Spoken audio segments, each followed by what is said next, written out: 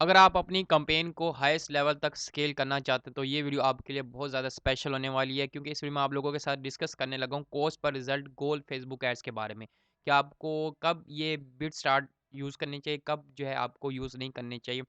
ये वीडियो बहुत ज़्यादा इंफॉर्मेटिव होने वाली है, इसमें आप बहुत कुछ सीखने को मिलेंगे, तो आपने ये वीडियो एंड तक देखने, कोई पॉइंट आपने मिस नहीं करना। अगर आप मेरे चैनल पे न्यू है तो इस चैनल को आपने लाजमी सब्सक्राइब कर देना और इस वीडियो को आपने लाजमी लाइक कर देना है। चलें वीडियो स्टार्ट करते हैं। देखिए, सबसे पहले आपको पता हो कि बिडिंग स्ट्रैटेजीज़ हैं कौन-कौन सी। सबसे मैं आपको बता दूँ कि 5 तरह की बिडिंग स्ट्रैटेजी होती हैं। कुछ होते हैं जो डिफ़ॉल्ट होते हैं, कुछ होते हैं जो मैनुअल होती हैं। अब ये हाईएस्ट वॉल्यूम और हाईएस्ट वैल्यू जो है ये है डिफ़ॉल्ट। लेकिन जो लास्ट थर्ड है जिसमें कॉस्ट पर रिज़ल्ट, आरओएस गोल और बिड कैप, ये है मैनुअल बिडिंग स्ट्रैटेजीज़। तो ये सारी यूज़ होती हैं जब आप एडवर्टाइज़िंग कर रहे होते हैं फेसबुक एड्स पे। कौन सी किस टाइम यूज़ करनी चाहिए वो आपको मालूम होना चाहिए। लेकिन आज की वीडियो में जस्ट मैं ये आपके साथ डिस्कस करने लगा कॉस्ट पर रिज़ल्ट और बिड कैप, इन दोनों के बारे में डिस्कस करने लगा हूँ। तो आपने इस वीडियो को एंड तक देखना है।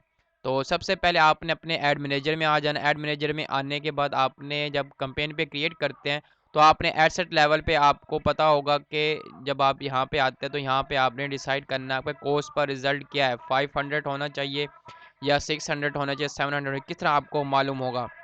तो ये डिसाइड करता है आपका जो प्रोडक्ट की प्राइस है ना, उस पे डिसाइड करता है। क्योंकि अगर आपका प्रोडक्ट जो है वो 2000 का है, उस पे प्रॉफिट मार्जिन जो है वो आपका 600 है। तो आपने हमेशा कोशिश करनी है कि आपने जो यहाँ बजट डिसाइड करना है, वो बजट डिसाइड करना है जो कि ब्रेक इवन पॉइंट पे हो। या आपके पास अगर डाटा अवेलेबल है, प्रीवियस आपने कैंपेन्स चलाई हुई हैं, बहुत ज़्यादा कैंपेन चलाई हुई हैं, तब जो है आपने यहाँ cost per result goal decide करना है।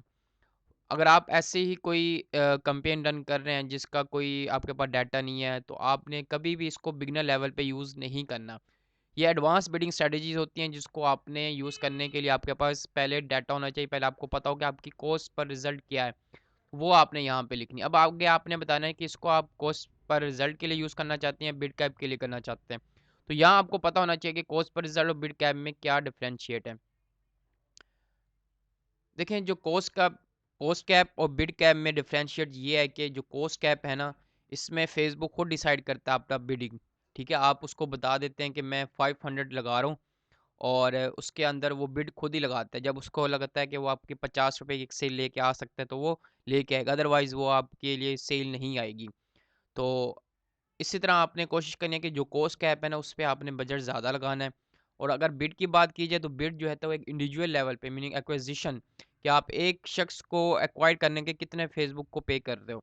आप कहते हो कि मुझे एक कस्टमर जो है मुझे 500 का या 150 का या 300 का मिल जाए, तो उसके लिए ये बिड कैप आप यूज़ करेंगे। अगर आप चाहते हैं कि मैं बिड कैप मुझे नहीं पता क्या है, लेकिन मैं फेसबुक को कॉस्ट बता देता हूँ कि वो उसके अंदर जितनी लेके आ सकता है वो लेके आए।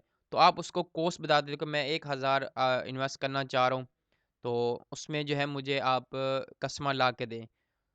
तो उसमें जो है फ़ेसबुक फिर डिसाइड करता है कि वो आप बिड जो है वो खुद अपनी तरफ से वो यूज़ करके, कभी वो एक्सपेंसिव मीन के जो आपने कॉस्ट कैप यूज़ की है उसके अंडर रह के ही वो आपको, अगर आपने 500 लगाया तो हो सकता है वो 450 का एक एक्विजिशन लेके आए, हो सकता है कि वो 300 की एक्विजिशन लेके आए।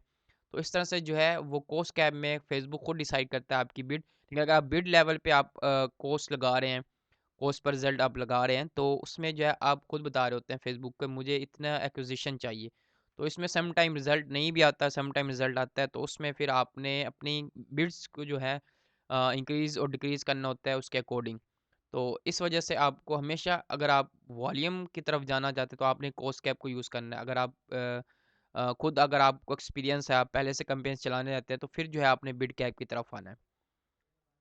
तो यहाँ ये डिफरेंशिएट कि मैंने 500 लगाया है और मैं चाहता हूँ कि मुझे 500 के अंदर ही मुझे बिड्स मुझे मिले, फेसबुक खुद मेरी बिड डिसाइड करे और वो मेरे लिए परचेज लेके आए।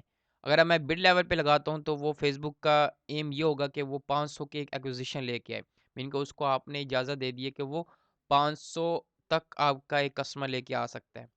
तो हमेशा यहाँ पे आपने या तो जो आपकी प्रीवियस कैंपेन्स हैं उसका आपने यहाँ पे एवरेज लिखना है कि आपको एवरेज कितना मिल रहा है स्केलिंग के लिए। तो अदरवाइज़ आप ये कर सकते हैं कि जो आपका ब्रेक इवन पॉइंट होगा ना, वो आपने यहाँ पे लिखना है, ताकि अगर इतने की आती भी है तो ना तो आप प्रॉफिट में हो ना ही लॉस में हो। आपने रिस्क नहीं लेना, आपने जो आपकी प्रॉफिटेबिलिटी है उसको आपने हमेशा मेंटेन रखना है अगर आप एडवांस बिडिंग स्ट्रेटजी यूज़ कर रहे हैं। उसके बाद यही आ जाता है कि आपको यूज़ कब करना चाहिए। यूज़ उसी टाइम आपको करना चाहिए जब आप एडवांस लेवल पे हो। मैनुअल अगर आप इनिशियल स्टेज पे एड्स चला रहे हैं तो आपको हमेशा ऑटोमेटेड जो बिडिंग स्ट्रैटेजीज़ है वो आपको यूज़ करना चाहिए। लोवेस्ट कॉस्ट जिसमें हाईएस्ट वॉल्यूम हो, हाईएस्ट वैल्यू हो, तो आपको वही यूज़ करना चाहिए, तभी आपके लिए बेनिफिट होगा। तो हमेशा आपको कोशिश यही करनी है, अगर आप एडवांस लेवल पे तब जो है आपको बिडिंग स्ट्रैटेजी यूज़ करनी चाहिए। तो उम्मीद है कि आपको समझ आ गया होगा। अगर आपको वन वन कोचिंग मेरे से चाहिए या आपको मेरे से कोई सर्विस चाहिए तो आप जो है मेरे इंस्टाग्राम पे कॉन्टैक्ट कर सकते हैं, और या तो आप इस वीडियो के कमेंट बॉक्स में मेरे से पूछ सकते हैं।